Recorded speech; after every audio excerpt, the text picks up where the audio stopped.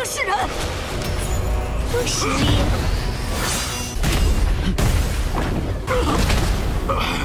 这是认主了。 Halo guys, balik lagi bersama Mimin from Zero. Di video kali ini Mimin bakalan kembali melanjutkan alur cerita Donghua berjudul Alam Dewa Tanpa Akhir episode 6 dan 7 ya. Seperti biasa, sebelum masuk ke recap ceritanya, buat kalian yang menonton video ini tapi belum subscribe, tolong di subscribe dulu ya guys. Dan jangan lupa nyalain lonceng biar nggak ketinggalan update terbaru dari channel From Zero. Playlist untuk Donghua ini juga udah tersedia bagi kalian-kalian yang baru aja bergabung dan belum nonton episode sebelumnya ya. Ya udah deh, gak usah berlama-lama lagi, langsung saja kita ke recap ceritanya guys.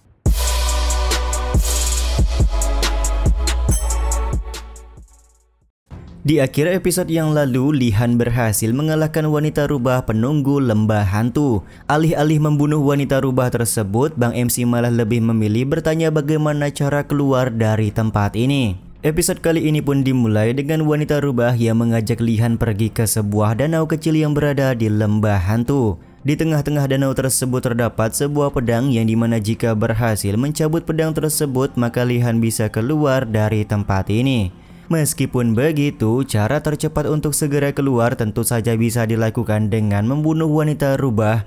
Akan tetapi Li-Han tidak tertarik karena dia dan wanita rubah tidak memiliki dendam apapun, jadi ngapain harus saling membunuh. Karena merasa Li-Han cukup berbeda dengan kebanyakan orang, maka wanita rubah memberitahukan sebuah fakta di mana selalu banyak orang yang datang ke danau ini untuk mencabut pedang Hyelin. Bagi siapapun yang berhasil mencabut pedang Hyelin, maka orang tersebut akan menjadi penguasa di pavilion Lu Yinghai. Akan tetapi selama 1000 tahun tidak ada seorang pun yang berhasil mencabut pedang Hyelin di tengah danau lembah hantu. Untuk itulah wanita rubah bertanya sekali lagi apakah Li-Han masih yakin dan berani untuk mencabut pedang tersebut. Dengan wajah santuinya, Li-Han meminta wanita rubah untuk tidak khawatir. Bang MC juga langsung pergi ke tengah danau untuk mencoba mencabut pedang Hyelin.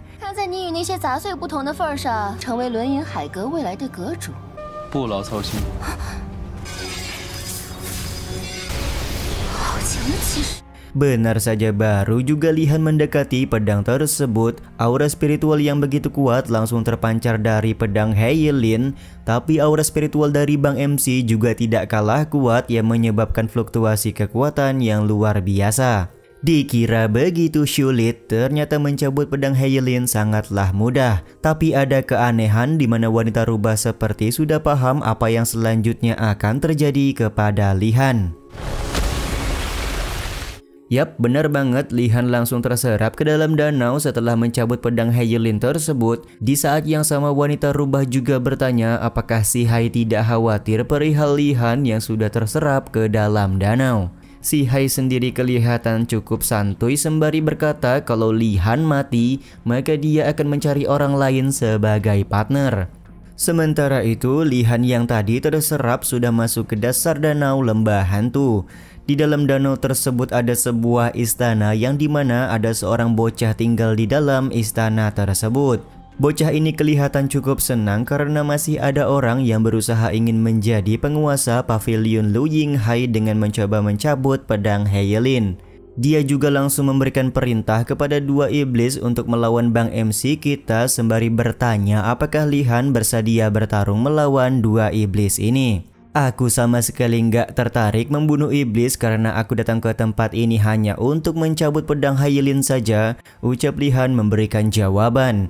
Sontak jawaban ini membuat bocil penjaga danau sangat kesal. Kekesalan ini langsung memicu pedang Hyelin tidak bisa dikendalikan oleh Li-Han dengan baik. Pedang di tangan Li-Han dengan sendirinya menebas iblis-iblis yang mencoba melakukan serangan.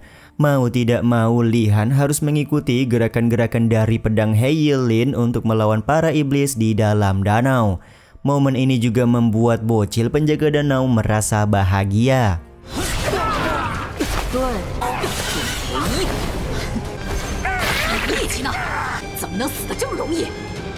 Pada akhirnya Li-Han merasa muak karena harus terus-terusan mengikuti gerakan pedang untuk membunuh para iblis. Sementara di saat yang sama bocil penjaga danau semakin menjadi-jadi dengan mengeluarkan banyak iblis ke hadapan Li-Han. Sementara itu dari atas danau, wanita rubah yakin kalau Li Han tidak akan berhasil selamat karena air danau sudah mulai mendidih menandakan Li Han sudah dikuasai sepenuhnya oleh kebencian. Benar saja, di dalam danau Li Han tampak sangat marah ketika muncul iblis yang berwajah seperti Li Tiansheng. Kemarahan Li Han disambut baik oleh bocil penjaga danau karena jika terus seperti ini maka si bocil dengan mudah bisa mengambil jiwa Bang MC yang dipenuhi aura kebencian.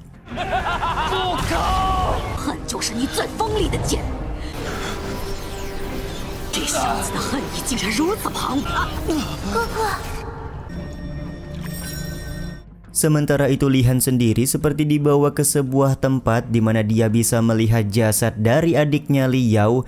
Momen ini membuat Li Han langsung menggunakan kekuatan dewanya untuk melawan kebencian yang ditimbulkan oleh bocil penjaga danau. Bocil penjaga danau yang merasa di atas angin juga cukup kaget karena ternyata Li Han masih mampu melawan kebencian dan membuat jiwa orang-orang yang pernah mati di dalam danau menjadi terbebas. Di satu sisi si Hai menyadari kalau Li Han baru saja menggunakan kekuatan dari alam dewa. Tentu saja hal tersebut membuat si Hai menghela nafas karena setiap kali kekuatan dewa tersebut digunakan, maka umur hidup Li Han akan semakin berkurang.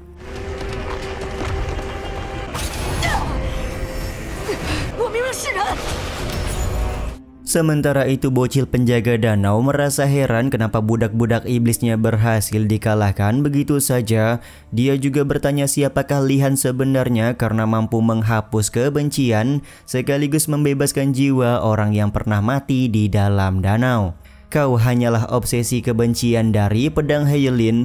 Mulai saat ini tidak ada lagi yang perlu kau benci, ucap Li Han sembari menghapuskan kebencian pada bocil penjaga danau sekaligus membuatnya hilang seketika.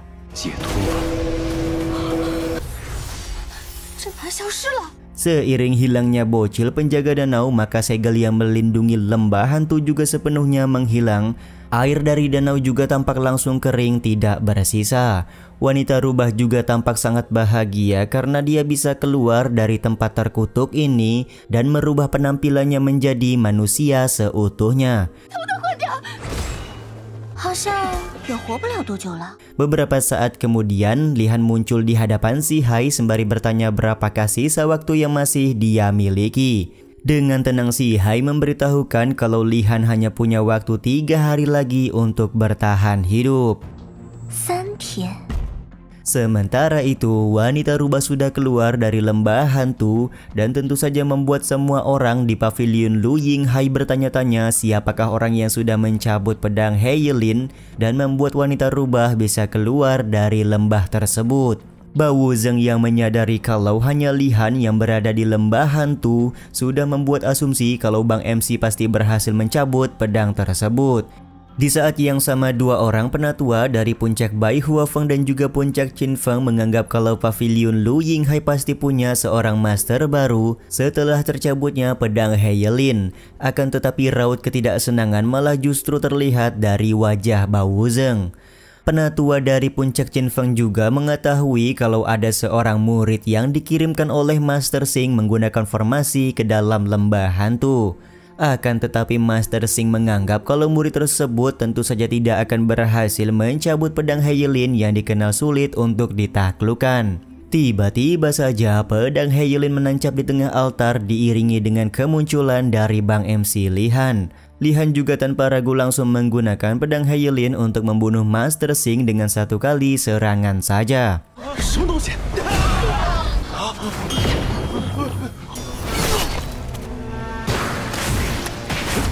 Sementara itu, wanita cantik yang ditemui oleh Li Han beberapa waktu yang lalu sedang memantau dari arah kejauhan. Dia juga sadar kalau Li Han merupakan orang yang datang di makam yang sama dengannya pada waktu itu. Penguasa pavilion yang baru sudah muncul tapi kalian tidak memberi penghormatan, ucap Li Han sembari mengelus pedang Heilin di hadapan semua orang. Sontak hal ini pun membuat semua orang yang bernaung di pavilion Lu Yinghai langsung memberikan penghormatan kepada Bang MC terkecuali Bao Wuzeng.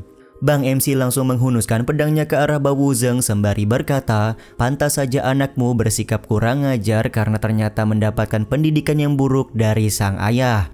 Bao Wuzeng yang belum mau mengakui Li Han sebagai penguasa pavilion langsung berniat menggunakan serangan formasi pedang.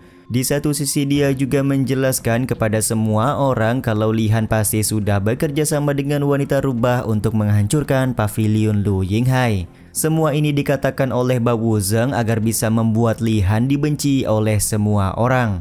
Akan tetapi dengan sekejap Li Han berhasil menghancurkan formasi pedang yang sudah disiapkan oleh Bao Wuzeng, sekaligus membuat Bao Wuzeng terluka cukup parah.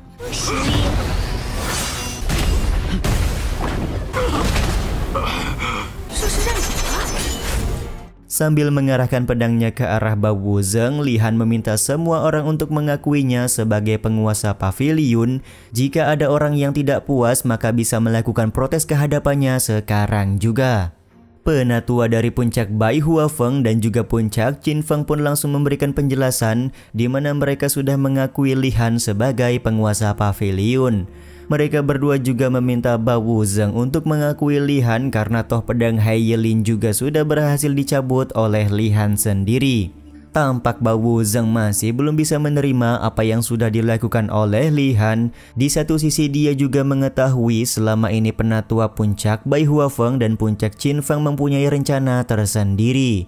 Belum sempat Bao Wuzeng ngebacot lebih jauh, seorang penatua langsung menghampirinya sembari meminta Bao Wuzeng untuk beristirahat ketimbang ngebacot mengenai hal-hal yang tidak perlu. Setelah Bao Wuzeng dibawa masuk, penatua puncak Bai Huafeng dan penatua puncak Qin Feng saling berebut untuk meminta Li Han menjadi master di puncak yang mereka tinggali. Akan tetapi Li Han memberi penjelasan kalau dia memang cukup beruntung bisa mencabut pedang Haiyilin. Tapi di satu sisi Bang MC juga sadar saat ini dia masih menjadi murid percobaan dan belum resmi menjadi murid di pavilion Lu Yinghai. Mendengar penjelasan ini, kedua penatua kembali berebut ingin menjadi guru dan meresmikan Li Han sebagai murid mereka. Tapi Li Han kembali berbicara kalau dia sebenarnya sudah punya seorang guru. Bang MC kemudian dengan sengaja memberikan token milik wanita cantik agar kedua orang penatua tersebut menjelaskan siapa sebenarnya nama dari pemilik token.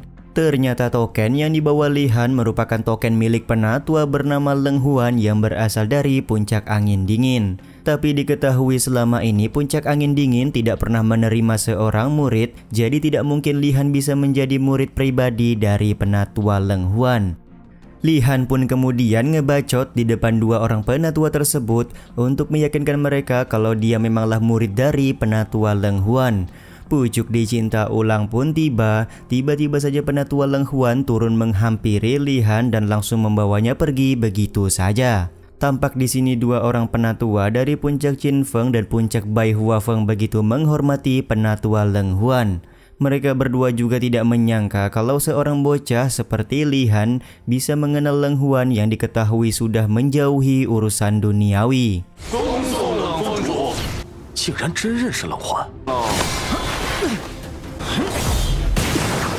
Beberapa saat kemudian diperlihatkan kalau Leng Huan sudah membawa Li Han ke puncak angin dingin. Dia juga langsung meminta Li Han untuk mengembalikan token giok yang sebelumnya Li Han ambil.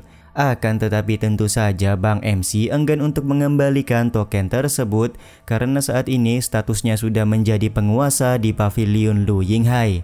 Li Han juga menjelaskan kalau dia tidak tertarik untuk mencampuri urusan dari Leng Huan di tempat ini. Setelah urusannya di pavilion Lu Yinghai selesai, maka Li Han juga akan segera pergi. Sementara itu, Si Hai langsung menghampiri Li Han sembari berkata kalau Leng Huan sangatlah cantik.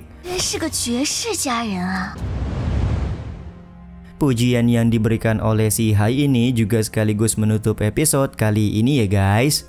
Ya udah deh, sampai di sini dulu aja video kali ini. Mohon maaf jika masih banyak kekurangan dan kesalahan dalam penyampaian kata-kata ya. Terima kasih untuk kalian yang udah pada nonton dan jangan lupa subscribe serta nyalain loncengnya ya guys. Mimin selaku penulis narasi, tukang voice over dan tukang edit video pamit undur diri. Salam hangat, see you in the next video. Bye bye guys, see you next week.